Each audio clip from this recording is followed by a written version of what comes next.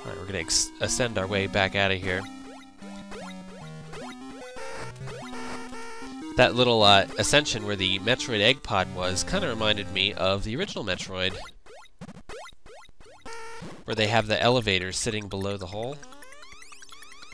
Oh, I missed the missile upgrades. We're going to try and go back for it, but these little platforms do not want to cooperate. Yeah, I thought you could pass through them for some crazy reason when they're extended, but you can't. A little bit of fancy spider balling, and we are going to figure out which direction we got to go. I told you, the spider ball handling is pretty awkward. So in this little room we have an energy tank, and then we can also make our way down below and grab the missile upgrade that we saw earlier in the hall. So we have 3 energy tanks now. We can have a total of 5, so... I'm sorry, we have 4 energy tanks. What am I talking about? We can have a total of 5, so there's only 1 more energy tank we can collect, but there are 2 energy tank pickups left. What is up with that? I don't know. Maybe they wanted, I don't know, just an extra in case you didn't find the others. I don't see why they couldn't have just given you 6 energy tanks on the screen, but having 599 health is already pretty beastly. So let's make our way down here. The only thing we find down here is a Metroid, so we're going to go ahead and fight him. What kind of Metroid is it? Well, let's get down the shaft and find out. Where is he, I wonder? Where is this guy? Oh my god! No. Yeah, that was pretty rough. They make you drop right into him. Once again, it's probably your best option to try and draw him down to the floor, but I'm not following that advice and taking lots of damage for it. But that's okay. He was handled pretty well. I'm getting pretty good at these Gamma Metroids, I gotta say.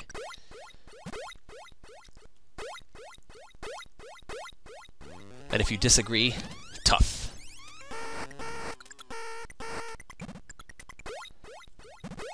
Alright, so instead of trying to deal with those platforms that drop, I decided to give you all motion sickness. So, haha, take it! Yeah, I'm sorry for the motion sickness.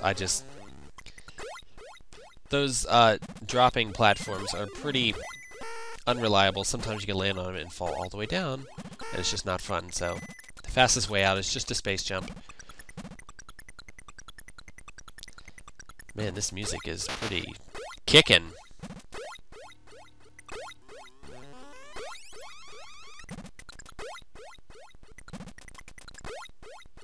Yeah, I was just out there so that you could hear it. So we're almost back to the area that we were. If you remember from seeing the map, Area 3 is pretty much a large chunk of section to the top right, which is what we've just explored, and then it's a series of shafts to the bottom left, and that's where we're headed for next. We have a few more Metroids to take care of. We've pretty much collected everything we're going to collect here. But like I said, the Scourge of the Metroid must be destroyed. I don't know what the purpose of the sand in this room is. Just to look pretty, I guess. I don't know. Make the rooms look a little bit different. Alright, remember that shaft to the right that we skipped on the way up? We are taking it now.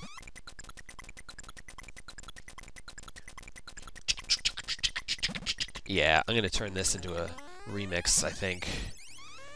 Actually, I think I've heard that kind of track in the 70s. Alright, so we're not going to skip this one. We're going to fight another Gamma. There's a lot of Metroids in this section. Although this isn't the section with the most. We actually heard the shrieking sound effect that they make. The Metroids make this kind of shrieking sound effect sometimes. You don't really hear it too much with the Alphas and the Gammas, but later on, you'll hear lots of shrieking. But we'll get to them when we get to them. And boy, when we get to them, you will know. Pain and suffering. Some of the later Metroids are some of the toughest. Now you would think that that path down there to the bottom right would go somewhere, but it doesn't. It looks pretty suspicious though. Alright, this room is filled with what could only be described as netting, I guess, and it stops your missiles, the netting does, so what I'm trying to do here is clear out the room because I don't want anything to stop my missiles when I fight this totally difficult Alpha Metroid. Yeah, in hindsight, it really was kind of unnecessary to do that. So, I guess I won't be doing that next time. Oh, another egg pod. What could this mean? Yeah, if you just went to the right, you would be stuck behind that wall and would see the Metroid and realize you couldn't get to him. So, the best bet is to just go through the egg pod. That's one of those things that a new player might not even think to do, and they might be stuck in Zone 3 and try and figure out how to get out of here, and not realize that to get to that Metroid, you just drop through the egg pod. Very simple, but, you know. They had to throw in a little bit of thinking and puzzle somewhere.